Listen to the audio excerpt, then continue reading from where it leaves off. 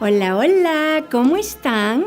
Mi nombre es Carmen Camino, llevando su luz a tu camino. Juan 1:14 dice, y la palabra se hizo carne y habitó entre nosotros. El Evangelio de Juan comienza con una declaración increíble. Dice, en el principio ya existía la palabra. La palabra estaba con Dios y Dios mismo era la palabra. Con Él y a la vez siendo Él la esencia de Dios mismo. Las palabras expresan nuestros pensamientos más íntimos y nos ayudan a comunicar esos pensamientos a otros. De esta forma, las palabras revelan lo que no podemos ver. Asimismo, Jesús es la palabra revelando aquel al que no podemos ver, es decir, a Dios mismo. Tanto los judíos como los gentiles valoraban el concepto de la palabra. Para los judíos, la palabra significaba el poder creativo y eterno de Dios. Su palabra era viva porque estaba activa. Sin embargo, el punto de vista de los griegos era ligeramente diferente. La palabra logos, muchas veces traducida como verbo, palabra o mensaje, implicaba que había orden en el mundo, porque este mundo estaba controlado por la mente de Dios. Los griegos creían que este logos era el principio racional que gobernaba todas las cosas y prevenía el caos total. El Salmo 33:6 dice, con su palabra, el Señor hizo los cielos, todo lo creado lo hizo con un soplo de su boca. Sabemos por Juan y el resto de la Escritura que la palabra es Jesús. Él es la sabiduría, Él es el logos detrás de la creación. Cuando Dios habló, todo fue creado y Él habló a través de Jesús. Jesús fue esencial en la creación. Él es uno con Dios. Él es llamado la palabra. Aunque este misterio puede plantear muchas preguntas, también nos dice mucho. Cuando Jesús vino, Él no solo habló la verdad, Él era la verdad. Y como Él es eterno, sigue siendo la verdad. Esto significa que cuando lo escuchamos, no solo estamos recibiendo palabras de sabiduría o un buen consejo, sino hasta información con significado eterno. Lo estamos recibiendo a Él. No podemos separar lo que Él dice con quien Él es. No podemos hablar acerca de su naturaleza y de su voz como si fueran dos entidades separadas.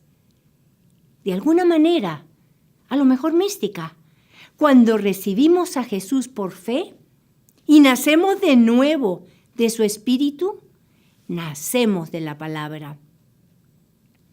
La verdad es implantada dentro de nosotras. A lo que crecemos, no solo aprendemos sus palabras, las encarnamos.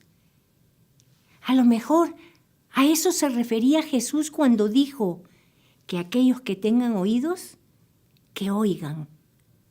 Él no hablaba acerca de recibir ondas de sonido, sino acerca de encarnar su naturaleza y su verdad. Su voz no viene de afuera, sino de su Espíritu Santo, quien Él ha puesto en nosotras.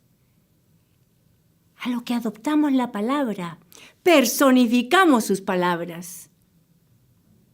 Si miramos a la palabra de Dios como una persona, en vez de una comunicación verbal, obtenemos un retrato maravilloso del corazón de Dios. Así que cuando la palabra encarnada hizo su hogar entre nosotros, ¿qué es lo que nos demostró? Ante todo, que Jesús era una expresión de amor. Él tuvo compasión Él curó a la gente que estaba sufriendo. Él cultivó relaciones amistosas con sus discípulos, entre ellos mismos y con Dios. Y Él hizo el sacrificio máximo en favor de todos aquellos que creerían, dando su vida para rescatarnos. La palabra personifica el amor. Si así es como la palabra era en la carne, así también suena cuando Jesús nos habla hoy en día.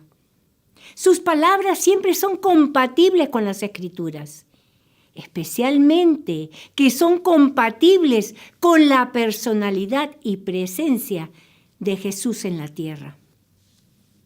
No hay discordia entre el Padre, el Hijo y el Espíritu Santo. A lo largo del tiempo, tampoco habrá ningún cambio en la personalidad entre ellos. La comunicación que recibimos de Dios hoy en día tendrá exactamente el mismo sabor que el retrato que vemos en la palabra encarnada. Las palabras de Dios se verán y se sentirán como las de Jesús. Nunca te olvides de esto. Mucha gente se olvida. Percibe a Dios a través de sus propias heridas y sus filtros emocionalmente distorsionados. Pero la palabra sigue amando apasionadamente a su gente. Y cualquier palabra que no exprese ese amor no es suya. Jesús sigue derramando su amor compasivo y sacrificado en nuestras vidas. Y la palabra se hizo carne y habitó entre nosotros. Pablo nos habla mucho acerca del poder de la cruz, explicando que su mensaje tiene muy poco que ver con la sabiduría humana y mucho que ver con el poder del Espíritu Santo, que viene del cielo.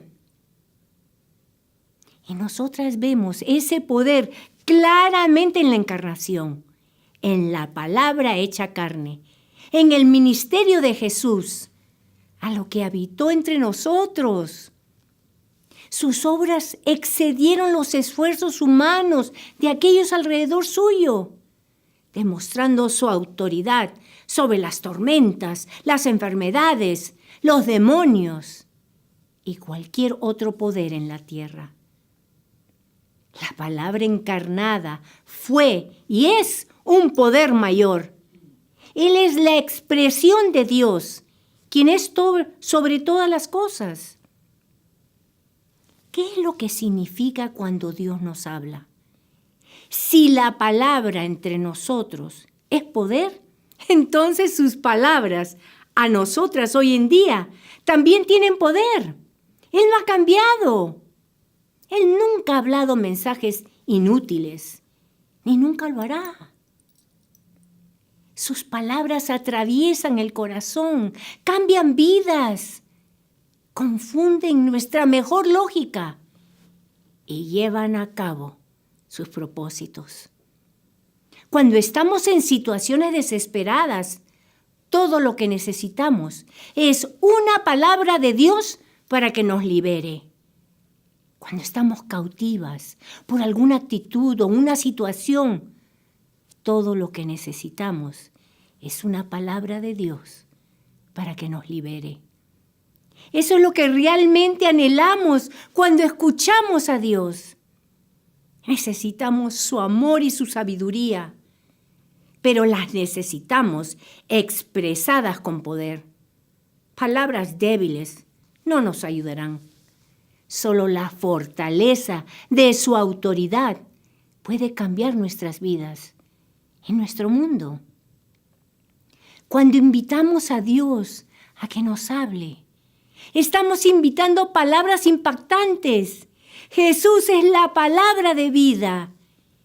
Él es nuestra única avenida de acceso a la eternidad con el Dios que nos ama. Sobre este punto de vista, la Biblia no da lugar para que haya malentendidos. Primero de Juan 5:11 dice, el que tiene al Hijo, tiene la vida. El que no tiene al Hijo de Dios, no tiene la vida. Y un día Jesús regresará como Dios en toda gloria y poder.